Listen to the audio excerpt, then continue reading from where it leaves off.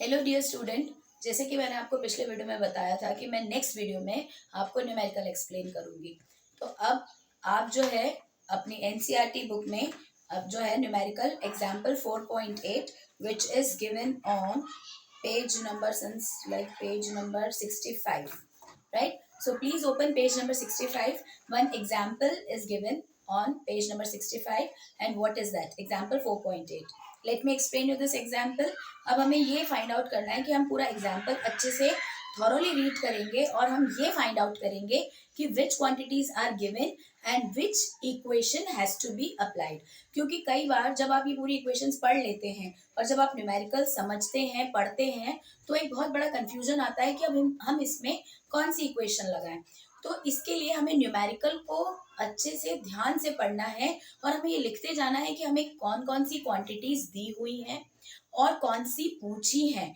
तो accordingly we will get to know, we will just एक idea हमें आ जाएगा कि हमें कौन सी इक्वेशन लगानी है। तो अब आप ये एग्जाम्पल समझिए।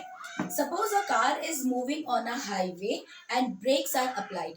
भाई अब कार चल रही है और ब्रेक अप्लाइड हो गए हैं, यानी जो फाइनल वेलोसिटी है वो 0 हो रही है, मतलब रुक गई है गाड़ी। ब्रेक अप्लाई होना मतलब गाड़ी रुकना। Which causes an acceleration of -4.2 second. अब वही बात है कि एक्सेलरेशन जो है माइनस है। अब माइनस क्यों? Because it is negative acceleration, that is retardation. क्यों? क्योंकि गाड़ी जो है वो रुक गई है। ठीक है, धीरे धीरे जब ब्रेक लगता है तो गाड़ी की जो स्पीड है वो कम हो रही है, एक्सेलरेशन कम हो रहा है, तो लास्ट में बंद हो गई, मतलब गाड़ी रुक गई। तो इनिशियली तो उसकी स्पीड है लेकिन फाइनली वो क्या हो गया है? 0 हो गया है। ठीक है, अब हमें फाइंड आउट क्या करना है? How much will be the distance travelled by the car before coming to a stop.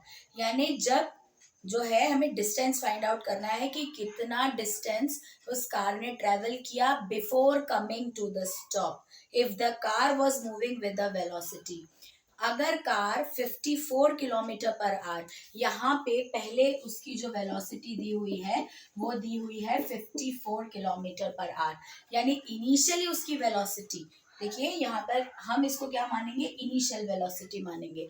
And since the brakes is applied, अभी ब्रेक अप्लाई होने के बाद कार जो है वो रुक गई है, तो v हो जाएगा आपका 0। और एक्सेलरेशन ऑलरेडी इसमें दिया है कितना? -4 मीटर पर सेकेंड स्क्वायर, है ना। अब यहाँ पर अब ये एक बात देखने वाली है, पहले हम ये वाला पार्ट सॉल्व करेंगे फिर हम सेकेंड पार्ट पर आएंगे। यहाँ पर देखिए ये मीटर पर सेकेंड में है और ये किलोमीटर पर आवर में है, तो we need to convert this kilometre per hour in metre per second. इसके लिए आप मेरे पुराने वीडियोस में देखें, मैंने आपको एक सिंपल सी ट्रिक बताई थी कि किलोमीटर पर आवर को मीटर पर सेकेंड में कन्वर्ट करने के लिए हमें क्या करना पड़ता है। तो जब हम उस ट्रिक को अप्लाई करेंगे, राइट, तो हमारे पास जो वैल्यू आ जाएगी that is 15 metre per second. You need to watch my previous video. In my previous video, I explained how to convert this kilometer per hour in meter per second, right? तो यहाँ पे अब initial velocity जो है 15 metre per second है, velocity 0 है और acceleration है -4। भाई अब हमें फाइंड आउट क्या करना है? डिस्टेंस फाइंड आउट करना है, राइट, दैट इज s, है ना। अगर हम अपन बात करते हैं s, तो s जो होता है वो किसके बराबर होता है? ut plus half at square, right. यहाँ पर ये हो गया। एक तो हम ये भी ले सकते हैं। अच्छा, एक हमारे पास इक्वेशन है v square minus u square upon 2as। ठीक है, s जो है s is there in 2 equation. तो यहाँ पर अब अगर हम इस इक्वेशन को देखें तो भाई हमारे पास टाइम तो है ही नहीं, time is not at all given, so we will move on to this equation. We will use this equation since we have the value of v, we have the value of u and we have the value of a. So with the help of this equation, s can be easily find out. Also in the second part where this velocity is given as 108 kilometer per hour, so we will able to find out the distance, but don't forget to convert this kilometer per hour in meter per second. यहाँ पर ये बात दिमाग में आप बैठा लें कि यूनिट सेम होने चाहिए। अगर मीटर पर सेकेंड है और 1 किलोमीटर पर आवर है तो उनको सबको एक यूनिट में कन्वर्ट करना है, राइट, एसआई सिस्टम यूज करना है, एसआई सिस्टम जो है वो यूज करेंगे। तो उस हिसाब से जब आप इसको देखेंगे तो यहाँ पर आपका जो इक्वेशन की जो वैल्यू आई है वो आई है 28.1 metre for the first equation, for the first velocity, and for the second velocity it is there 112.5।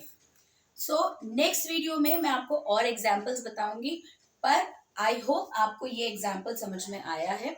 और अगर कुछ आपको डाउट लगते हैं तो please message me, right, I will try to clear your doubt.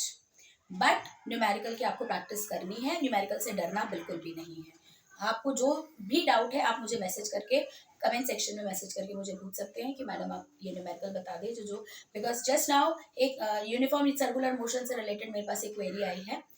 Uniform circular motion, after explaining all these things, all the numerical, I will come on to the uniform circular motion, which I suppose the last topic of this chapter. So I will definitely explain this topic in my coming videos, but right now I focus on the numericals. And you students, don't forget to watch the videos, like the videos and subscribe the channel.